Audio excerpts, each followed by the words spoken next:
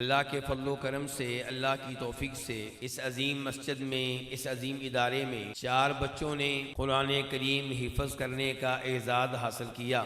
और फिर आप ज़रा पीछे चले जाएं तो अजर सवाब में इमाम बुखारी रहमहुल्लाह भी शरीक हैं। जनाब उस्मान बिन अफ़्फ़ान रज़ियल्लाहु तआला अन्हु इन बच्चों के हिफ्ज़ कुरान में बराबर के शरीक हैं। जनाब उस्मान बिन अफ़्फ़ान के पास पहुँचते हैं हुज़ैफ़ा बिन यमान रज़ियल्लाहु तआला अन्हु और कहते हैं कि अमीरुल मुमिनीन, शाम के लोग, इराक के लोग जमा हो चुके हैं और इनकी किरातों में फ़र्क है। इन इख्तिलाफात का हल निकालिए, इसका इलाज कीजिए। अबू अब्दुर्रहमान अस्सुलमी, जिन्होंने ये हदीस जनाब उस्मान बिन अफ़्फ़ान से सुनी थी, उनके ऊपर इस हदीस ने इतना असर डाला कि उन्होंने अपने आप को कुरान करीम की खिदमत के लिए, कुरान करीम की तिलावत सिखाने के लिए वक़्फ़ कर दिया। मैं कह रहा था कि जनाब उस्मान बिन अफ़्फ़ान ये मजलूम सहाबा किराम में से एक हैं। हमारे कई मुअल्लिखीन ने, कई मुफक्किरीन ने, कई स्कॉलर्स ने इनके ऊपर बड़ा जुल्म किया है कि नबी अलैहिस्सलाम तशरीफ फरमा है, जनाब उस्मान बिन अफ़्फ़ान आए, 1000 दिनार लेकर आए। नबी अलैहिस्सलाम ने ऐलान किया कि मदीना में मीठे पानी का कुआं, बि'r रूमा, कौन है जो इसको खरीदे। नबी अलैहिस्सलाम ने कहा कि मस्जिद नबवी तंग हो चुकी है, मस्जिद नबवी के साथ एक प्लाट है, कौन है जो ये प्लाट खरीदे और उसे मस्जिद का हिस्सा बना दे।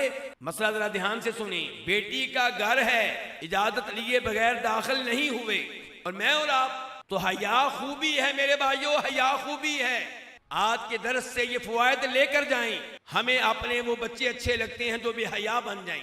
मिस्र से एक आदमी आया हज करने के लिए, मक्का मुकरमा में मस्जिद हराम में मजलिस लगी हुई थी। वो लोगों से पूछ रहा है कि ये मजलिस किन लोगों की है, कौन लोग हैं ये। उसे बताया गया कि ये कुरैशी हैं।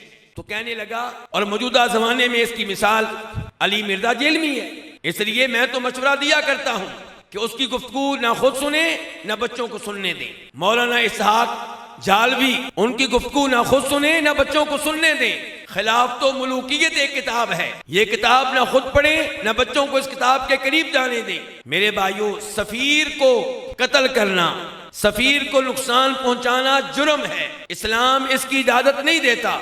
तो ये हमारे हीरो हैं, ये हमारे लीडर्स हैं। हमने अपने दिलों में इनकी मोहब्बत बिठानी है और अपनी औलाद के दिलों में इनकी मोहब्बत दाखिल करनी है। तो ये रीत पड़ जाती, चंद लोग उठेंगे, हुक्मरान के घर को घेर लेंगे और उससे मुतालबा करेंगे कि इक़्तिदार छोड़ दो। जनाब उस्मान बिन अफ़्फ़ान ने ये काम नहीं किया। तो यहाँ पे ये इस्लामी उसूल सुन लें। कुरान की कोई ऐसी आयत नहीं है, कोई ऐसी हदीस नहीं है जिसमें ये आया हो कि आप अपने रिश्तेदार को सरकारी ओहदा नहीं दे सकते, चाहे वो बासलाहियत हो। हमें चाहिए कि हम कुरान करीम का नुस्खा खरीदें और मदारस में हिफ्ज करने वाले बच्चों को पेश करें, मसाजिद में हिफ्ज करने वाले बच्चों को पेश करें, हिफ्ज करने वाले बच्चों की खिदमत करें, उन्हें लिबास लेकर दें और उनकी दीगर जरूरियात का ख्याल करें। जनाब उस्मान बिन अफ़्फ़ान से ये सीखें कि हमें मसाजिद पे खर्च करना चाहिए। मस्जिद तंग हो जाए, साथ वाला प्लाट खरीदना पड़े तो हम जनाब उस्मान बिन अफ़्फ़ान के अंदाज में प्लाट खरीदने के अमल का हिस्सा बने।